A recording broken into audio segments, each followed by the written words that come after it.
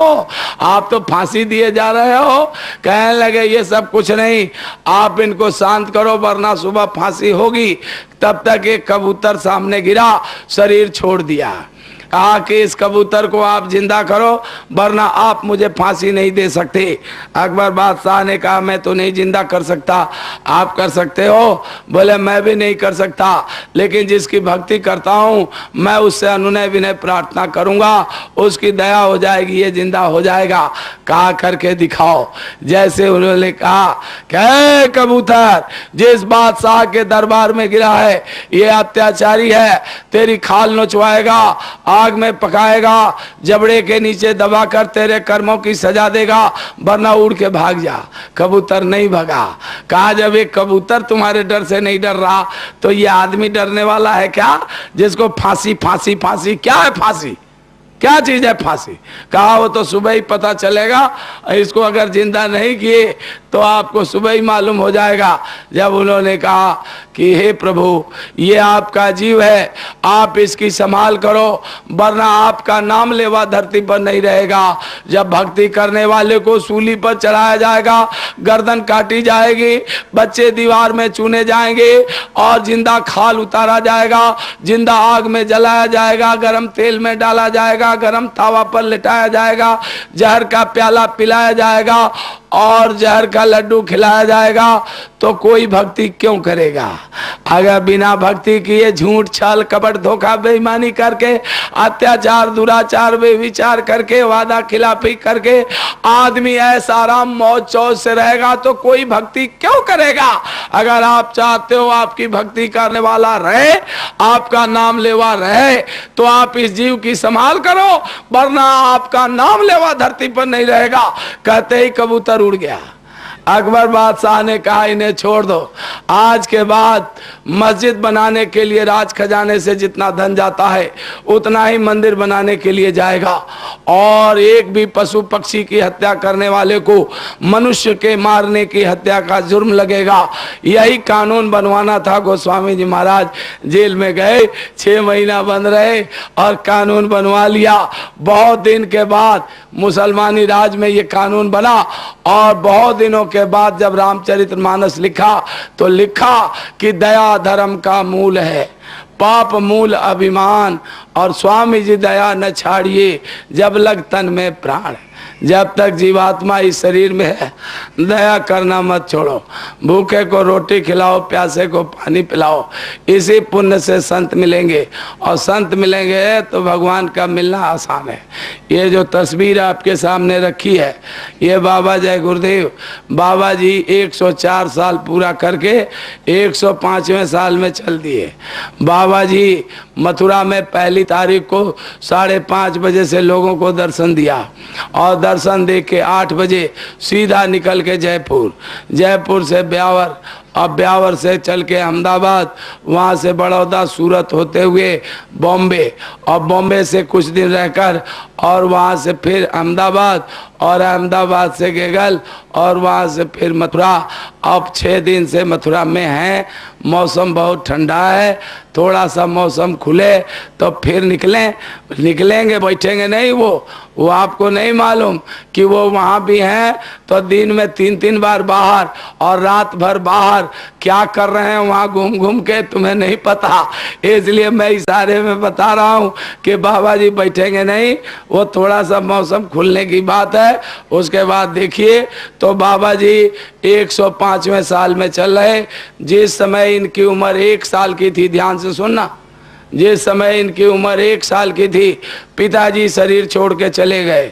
जब 4 साल की उम्र हुई तो माताजी भी जाने लगी। उन्होंने बगल में बुलाया, सिर पर हाथ रखा, कहा बेटा मेरा तो समय पूरा हो रहा, मैं जा रही हूँ, लेकिन तुम दुनिया से 2 काम करके जाना। पहला ईमानदारी मेहनत की कमाई खाना, और दूसरा भगवान को पाके जाना। कौन कह रहा? माँ कह रही। अगर माँ अच्छी है बच्चे अच्छे होंगे, माँ अगर खराब है तो बच्चे अच्छे नहीं होंगे। ध्यान से सुन लो, बता रहा हूँ। माँ अगर सुधर गई तो देश और दुनिया सुधर जाएगा, और माँ बिगड़ गई तो अभी खराब समय आपने देखा नहीं है। इसलिए ध्यान से सुनना कि माँ कह रही है कि बच्चा ईमानदारी मेहनत की कमाई खाना और भगवान को पाके जाना। बाबा जी 5 साल की उम्र में घर से निकल पड़े। ध्यान से सुनते रहना। बाबा जी 5 साल की उम्र में निकलकर बड़े बड़े जंगलों में, पहाड़ों में, नदियों के किनारे, महंतों के यहाँ, संतों के यहाँ, आश्रमों में, मठों में बड़े बड़े हंडा रगड़ा, तावा रगड़ी, कड़ा मली, लंगोटियाँ पीछी, बहुतों के गांजा सुल्फा भरे। जिसने जो कहा सब किया, लेकिन किसी ने भगवान से नहीं मिलाया। निराश होके, उदास होके बाबा जी बैतरणी नदी में कश्मीर में डूबने जा रहे। अब वहां पर सुनिए, तब तक एक मौलवी साहब मिल गए रास्ते में। कहने लगे कि अरे भाई क्यों निराश हो रहे हो, मेरे बताए अनुसार 5 वक्त की नमाज पढ़ो, मैं आपको खुदा का दीदार करा दूंगा। बाबा जी ने 1 साल तक सब ताम झाम एक तरफ रखकर 1 साल तक 5 वक्त की नमाज पढ़ी। एक दिन का नागा, 1 वक्त का नागा नहीं किया। जब बकरा ईद आया तो वही मुल्ला जी जो नमाज पढ़ाने वाले, वही बकरे के गले पर चाकू फेर रहे, रेत रहे, उसको हलाल कर रहे। बाबा जी बगल में खड़ा होके बोले, जब आप में रहम नहीं तो रहमान का दीदार कैसे कराओगे? आप में दया नहीं तो दयाल का दर्शन कैसे कराओगे? जो खुद नहीं खुदा को पाया, वो दूसरे को खुदा से क्या मिलाएगा? आपने मुझे धोखा दिया। आप जानते हो, जब मौत की घड़ी आती है, इंसान के उल्टी श्वासों की गिनती शुरू होती है, उस समय हर इंसान को एक एक श्वास की कीमत मालूम हो जाती है। आपने 1 साल के अंदर मेरी लाखों श्वासें बर्बाद कर दी। क्या आप मेरी 1 श्वास बढ़ा सकते हो? अगर 1 श्वास जोड़ नहीं सकते हो तो लाखों को बर्बाद करने का अधिकार किसने दिया? आपने मुझे धोखा दिया। आप भी मुझे खुदा से नहीं मिला सकते।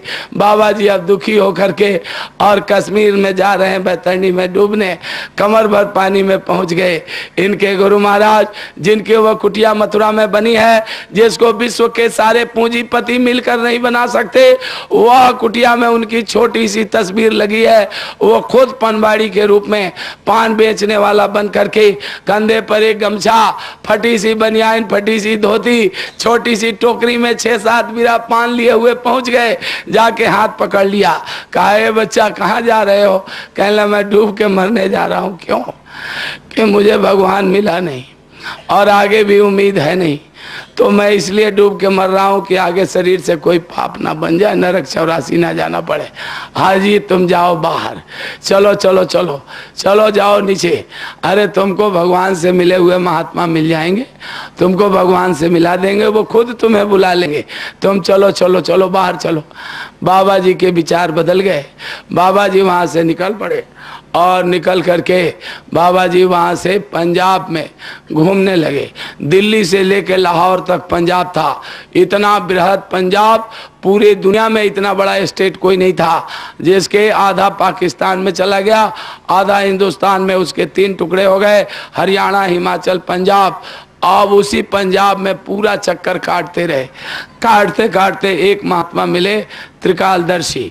उन्होंने कहा, बच्चा मेरे पास वो चीज़ है नहीं जो तुम चाहते हो, और उसके बिना तुम रुकोगे नहीं, तुम यहाँ से जाओ। लेकिन मैं इतनी बात बता दूं कि 6 महीने के अंदर आपको भगवान से मिलने वाले महात्मा मिल जाएंगे और आपको भगवान से मिला देंगे। बाबा जी चलने लगे। कहा, ठहर जाओ, बीच में तुम्हें पैसे की ज़रूरत पड़ेगी तो मैं तुम्हें सोना बनाना सिखा देता हूँ, जब ज़रूरत पड़े तो सोना बना लेना। बाबा जी विधि जानकर चल दिए। दिल्ली आए। पुराने दिल्ली स्टेशन के सामने एक सेठ जी अपनी गाड़ी खड़ी करके चाबी हाथ में लेकर किसी से बात कर रहे। बाबा जी बगल में खड़ा होकर बोले, सेठ जी जरा चाबी देंगे? कहने लगे, जान ना पहचान, माँ जगह दुकान। आप कौन हो भाई? क्यों चाबी दे दूं आपको? क्या बात है? कहने लगे, मैं इसका सोना बनाऊंगा। बोले, चलिए चलिए, बहुत महात्मा घूम रहे हैं, सोना बनाने वाले, मुझे नहीं बनवाना, आप चलिए यहाँ से।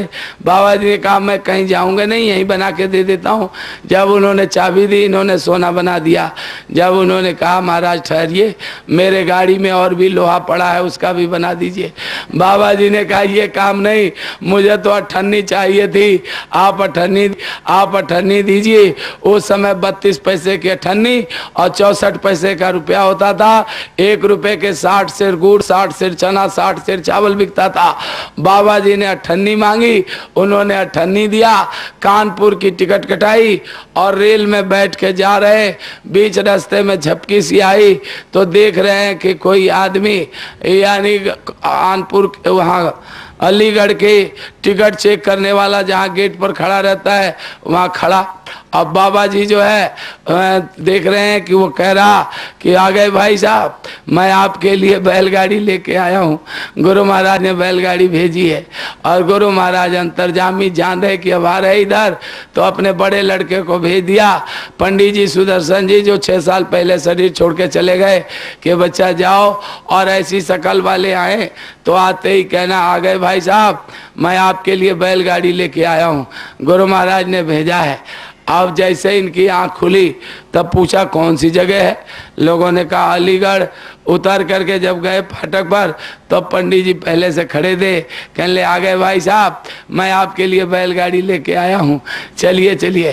तो उन्होंने कहा ठहर जाओ, मैं तो देखने आया कि सपना सच्चा भी होता है झूठा भी, अगर झूठा निकल गया तो टिकट बेकार जाएगा, इसलिए आप ठहरो, अब मैं सामान लेके आता हूँ। अपना चद्दर कंबल धोती लेकर आए, बैलगाड़ी में बैठ के चल दिए। इगलास तहसील में चिरौली गांव, जहाँ गृहस्थ आश्रम में इनके गुरु महाराज रहते थे, वहाँ जैसे बैलगाड़ी से आए तो गांव के बाहर उन्हीं कपड़ों में जिसे पहने कश्मीर में मिले थे, वही कपड़ा पहने गांव के बाहर गाय चरा रहे। देखते ही बैलगाड़ी से पहचान कर कूद गए, दौड़ करके पैरों पर जाके गिरकर अब फूट फूट के रोने लगे। उन्होंने कहा बच्चा रोते क्यों, मैंने तुमको बुला तो लिया?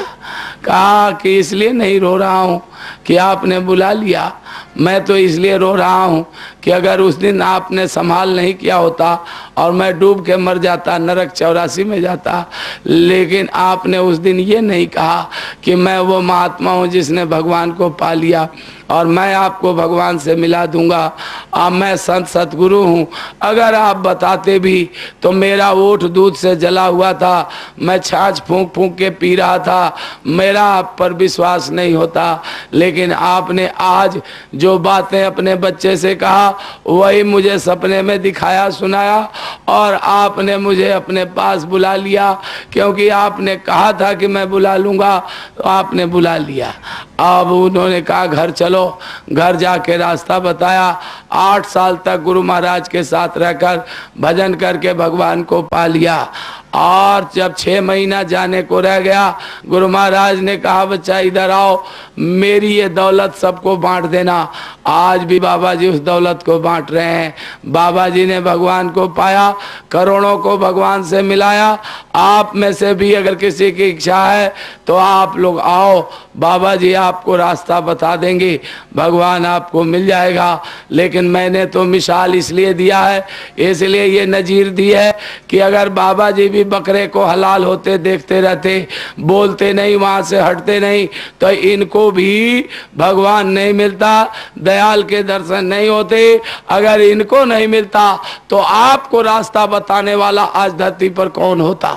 इसलिए नर नारियों, आप दया करो दयाल मिलेंगे, रहम करो रहमान मिलेंगे, नहीं मिलेंगे ये हो नहीं सकता। लेकिन सतगुरु मिल गए तो आप उनके हाथ को मजबूती से कैसे पकड़ोगे और पकड़ने के लिए पहचानोगे कैसे? तो मैं आज आपके बीच में बता रहा हूँ, आप सब लोग बड़े ध्यान से सुनो। गुरु महाराज कहते हैं जब काशी में कबीर साहब पहुँचे तो उनकी बड़ी शोहरत हुई। उन्होंने